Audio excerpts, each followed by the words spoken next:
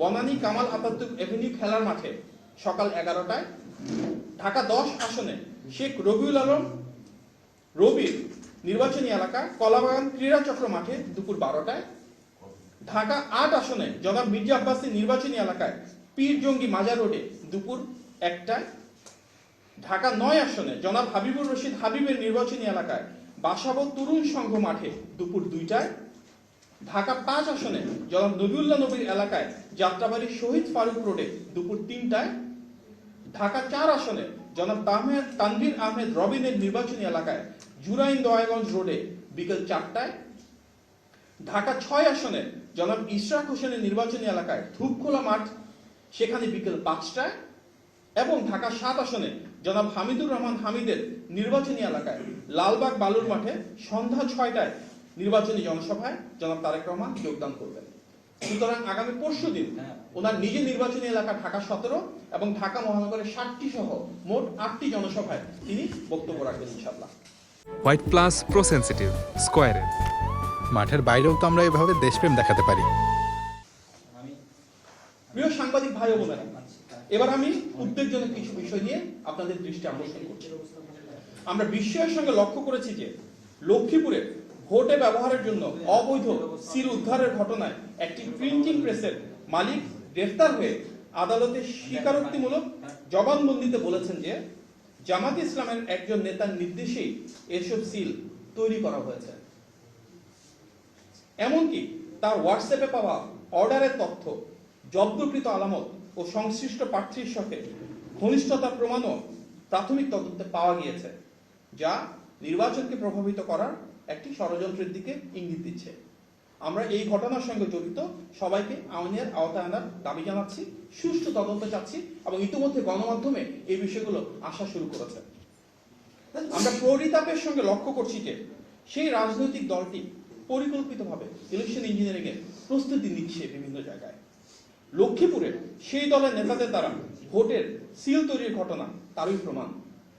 পাশাপাশি আমরা বিভিন্ন জায়গা থেকে খবর পাচ্ছি যে ধর্মীয় অনুভূতিকে অপব্যবহার করে এবং জাল ভোট দেওয়ার উদ্দেশ্যে বিপুল সংখ্যক বোরখা এবং নিকাব প্রস্তুত করা হচ্ছে। এই পরিপ্রেক্ষিতে নির্বাচন কমিশনের প্রতি জোরালো আহ্বান জানানো যাচ্ছে যে প্রতিটি ভোট কেন্দ্রের নারী কক্ষে অবশ্যই পর্যাপ্ত সংখ্যক নারী পোলিং অফিসার নিয়োগ নিশ্চিত করতে হবে। আইন ও বিধিমালা অনুযায়ী মুখমণ্ডল খুলে ভোটের শনাক্তকরণ কার্যকরভাবে সম্পন্ন করতে হবে। এই বিষয়ে নির্বাচন কমিশন ইতিমধ্যেই স্পষ্ট নির্দেশনা দিয়েছে যে ন্যাশনাল আইডি কার্ড বা হজের ছবি তোলার সময় যেভাবে মুখ খোলা রাখা হয়, ঠিক একইভাবে ভোট গ্রহণের সময় নারী পোলিং কর্তৃপক্ষের সামনে মুখ খুলে পরিচয় নিশ্চিত করতে হবে। পাশাপাশি ভোটের স্বচ্ছতা ও বিশ্বাসযোগ্যতা রক্ষার সব রাজনৈতিক দলের পক্ষ থেকে নারী কক্ষে যথাসম্ভব নারী পোলিং এজেন্ট নিয়োগ নিশ্চিত করা অপরিহার্য এবং দায়িত্বশীল সকল রাজনৈতিক দলকে আমরা এই বিষয়ে সচেতন থাকার জন্য আহ্বান জানাচ্ছি। প্রিয় সাংবাদিক ভাই ও বোনেরা, এর আগেও আমরা দেখেছি উক্ত রাজনৈতিক দলটি বাড়ি বাড়ি গিয়ে এনআইডি ও বিকাশ নম্বর সংগ্রহ করেছে। এসব ঘটনার কারণে জাল ভোটের আশঙ্কা উড়িয়ে দেওয়ার কোনো সুযোগ নেই। এমনকি অতিরিক্ত ব্যালট ছাপানোর প্রস্তুতির তথ্য আমরা পেয়েছি। এ বিষয়েও আমরা সবার সদয় কামনা করছি যেন সচেতন থাকেন। আমরা দেখলাম রাজধানীর পুরাতন ঢাকার সূত্রাপুরে সেই দলেরই একজন নেতার বাড়িতে অভিযান চালিয়ে ক্রিকেট খেলার 152টি স্ট্যাম্প উদ্ধার করেছেন আইন শৃঙ্খলা বাহিনীর সদস্যরা। তাহলে কি তারা নির্বাচনের সময় দেশব্যাপী সহিংসতার কোনো প্রস্তুতি নিচ্ছে?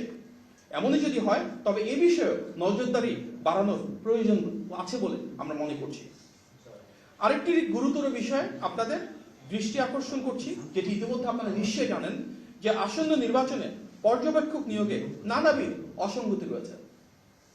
উদাহরণস্বরূপ Peoples Association for Social Advancement অর্থাৎ পাশা নামে একটি নাম সর্বস্ব প্রতিষ্ঠান নির্বাচনের সর্বাধিক পর্যবেক্ষক নিয়োগের অনুমোদন পেয়েছে। মোট 55,454 জন দেশি পর্যবেক্ষকের মধ্যে কেবলমাত্র পাশারই রয়েছে 10,559 জন। যদিও বাস্তবে হবিগঞ্জের একটি গ্রামের বাসার একটি কক্ষই এই সংস্থার তথাকথিত কার্যালয় এবং লোকবল বলতে মূলত একজনই, যা ইতিমধ্যে গণমাধ্যমে প্রকাশ পেয়েছে। ইতিপূর্বে আমরা নির্বাচন কমিশনে অবহিত করেছি যে পর্যবেক্ষকের নামে বেশ কিছু প্রতিষ্ঠানের একটি বিশেষ রাজনৈতিক দলের সাথে সংশ্লিষ্টতার বিভিন্ন অভিযোগ আসছে। আমরা মনে করি এইসব বিষয়ে একটি সুষ্ঠু নির্বাচন অনুষ্ঠানের পথে অন্তরায়।